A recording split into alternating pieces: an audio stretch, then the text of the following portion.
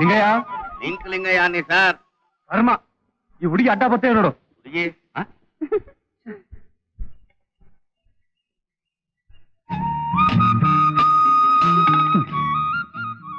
ಹುಡುಗಿ ಚೆನ್ನಾಗಿದ್ದಾಳಲ್ಲ ಸರ್. ನಿನ್ ತಲೆ ಈ ಕಡೆ ಬಾ ತಲೆಯ. ಅದು ಇದ್ರ ಲಿಂಕು.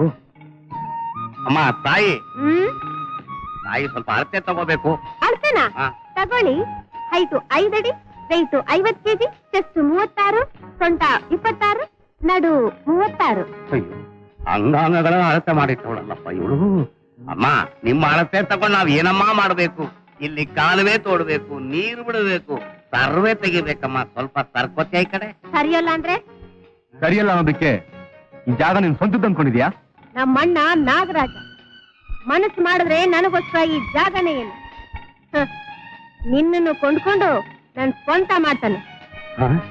ಇದ್ಯಾವ ಲಿಂಕು? ಲವ್ ಮಾಡೋ ಲಿಂಕು.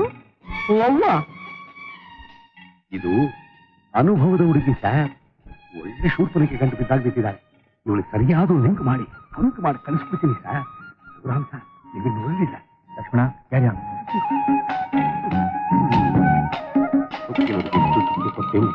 ಅಮ್ಮ ನಾಗರಾಜನ ತಂಗಿ ನಾಗವೇಣಿ. ನನ್ನ ಹೆಸರು ಶೋಭಾ. ಆಹಾ, ನಿನ್ನ ಹೆಸರಿಗೂ ಆ ಶೋಭಾ ಅನ್ನೋ ಲಿಂಕ್ಗೂ ಎಷ್ಟು ಶೋಭಾಯಮಾನವಾಗಿದೆ ಗೊತ್ತಾ? ಅದನ್ನ ಅವ್ರು ಹೇಳಿಲ್ವಲ್ಲ. ಅವ್ರು ಹೇಳೋದಕ್ಕೂ ಒಂದು ಲಿಂಕ್ ಬೇಕಲ್ಲ. ನಾನಿದ್ದೀನಿ ಹೇಳ್ಕೊಡ್ತೀನಿ. ಬಾ ಬಾ ಬಾ ಬಾ, ಸ್ವಲ್ಪ ಹತ್ರ ಬಾ. ನೋಡು, ಯಾವ್ದಕ್ಕೆ ಯಾವ ತರ ಲಿಂಕ್ ಹಾಕ್ಬೇಕು ಅನ್ನೋದ್ರಲ್ಲಿ ಇನ್ನೂ ಈ ಲಿಂಗಯ್ಯ. ನಿನಗೀಗ ಹುಚ್ಚಿಡ್ದಿದೆ, ನನಗ್ ಗೊತ್ತು. ಹೌದು, ಪ್ರೇಮದ ಹುಚ್ಚು ಹಿಡಿದಿಲ್ವಾ? ಇದೇನಿದು ಗೊತ್ತಾ? ಏನಿದು? ಇದನ್ ಸ್ವಲ್ಪ ಪಕ್ಕಕ್ಕೆ ಹೋಗಿ ಮೈಯೆಲ್ಲ ಚೆನ್ನಾಗಿ ಉಜ್ಕೊಂಡ್ಬಿಡು. ಆಗ ನೋಡು, ನಿನ್ನ ಮೈ ಕಬ್ಬಣ ಆಗೋಗತ್ತೆ, ಅವರು ಮ್ಯಾಗ್ನೆಟ್ ಆಗ್ಬಿಡ್ತಾರೆ. ಆಗ ನಿಮ್ಮಿಬ್ಬರು ಪ್ರೀತಿ ಹಾಗೇ ಲಿಂಕ್ ಆಗಿ ನಿಮ್ಮ ಪ್ರೇಮ ಶಿಂಕ್ ಆಗೋಗುತ್ತೆ. ಹೌದಾ? ಹೌದಾತ ಕಣಿ ಕೇಳು. ಕಣ್ ತುಂಬಾ ಲವ್ ತುಂಬಿದ ಮೈ ತುಂಬಾ ಇದನ್ನ ಹಚ್ಕೊಂಡ್ ಬಂದ್ಬಿಡು. ಹೋಗು ಹೋಗು. ಅಮರ ಮಧುರ ಪ್ರೇಮ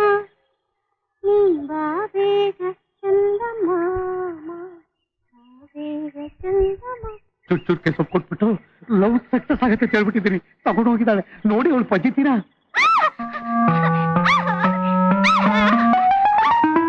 ಪಜಿತಿ ನೋಡಿ ಸರ್, ಲವ್ ಪಜಿತಿ.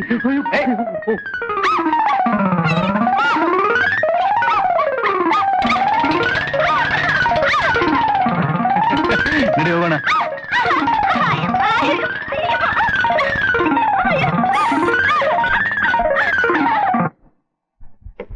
ಹುಡುಗಿ ಎಲ್ಲಿ ದೊಡ್ಡತ್ತು ಬರುವ ಟೀ ಕುಡ್ದ ನೀನು ದುಡ್ಡು ನಾನ್ ಕೊಡ್ಬೇಕಾ? ಹೌದು, ಅದೇ ನಮ್ ರೂಲ್ಸು. ಬಿಟ್ಟಿ ತಿನ್ನೋರ್ನ ಕಂಬಕ್ ಕಟ್ಟಿ ಲಟ್ಟಣಿಗೆ ನಾಲ್ಕನ ಕಟ್ಬೇಕು ಅನ್ನೋದೇ ಈ ಪಕ್ಕ ಪರಟ ಪಂಕಜ ರೂಲ್ಸ್. ಅದು ಗೊತ್ತಾ? ಕಟ್ಟು ನೋಡೋಣ.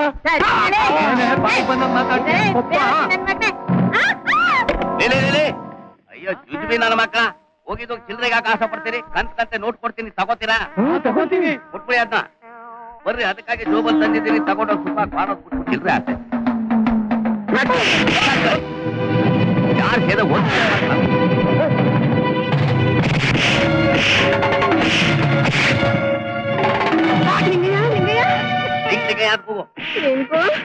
ಒಳ್ಳೆ ಉಪ್ಪಿನ ಮೂಟೆ ತರ ಬಿದ್ಬಿಟ್ಟಿಲ್ಲ. ನಾನು ಮೊದಲೇ ಸೋಸಿದಾಗ ಶುದ್ಧ ಬ್ರಹ್ಮಚಾರಿ. ನಾನು ಹುಟ್ಟೋ ಶ್ರೇಯ ಬಂತ ನಿನಗೆ? ಮುಟ್ಟಬೇಡ.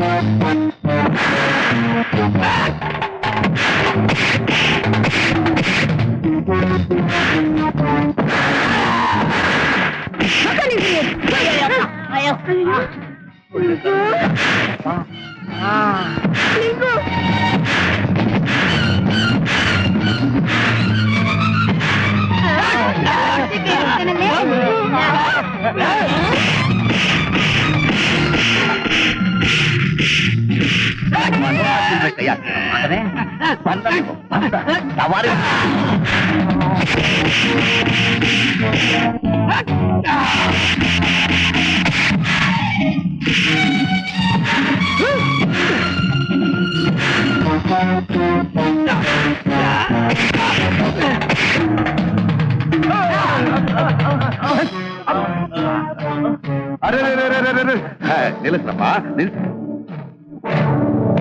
ಏನ್ರಪ್ಪ ಇದು? ಶಿವನ ಮಕ್ಕಳಾಗಿರೋ ನಾವೆಲ್ಲ ಅಣ್ಣ ತಮ್ಮಂದ್ರಾಗಿರ್ಬೇಕು. ಈ ಹೊಡೆದಾಟ ಬಡದಾಟ ಒಳ್ಳೇದಲ್ಲಪ್ಪ.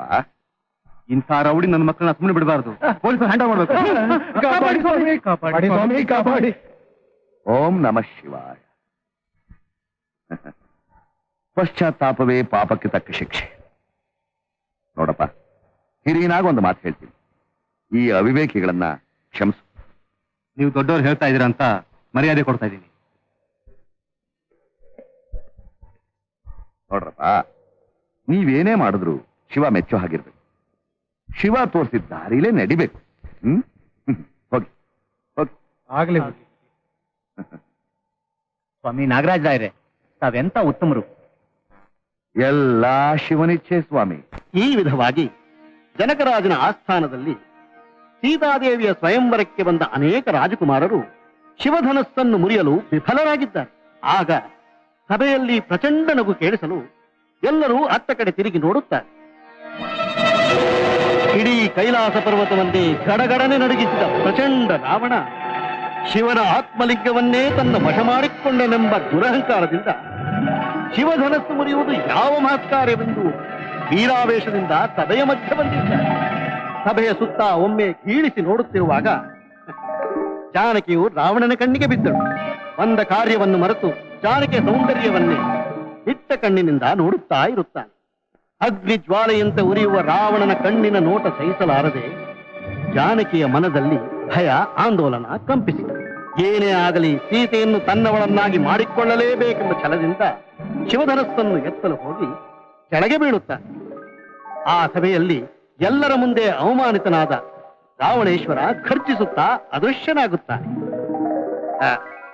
ಮುಂದಿನ ಭಾಗವನ್ನು ನಾಳೆ ಮುಂದುವರಿಸುತ್ತೇನೆ. ನಮಸ್ಕಾರ.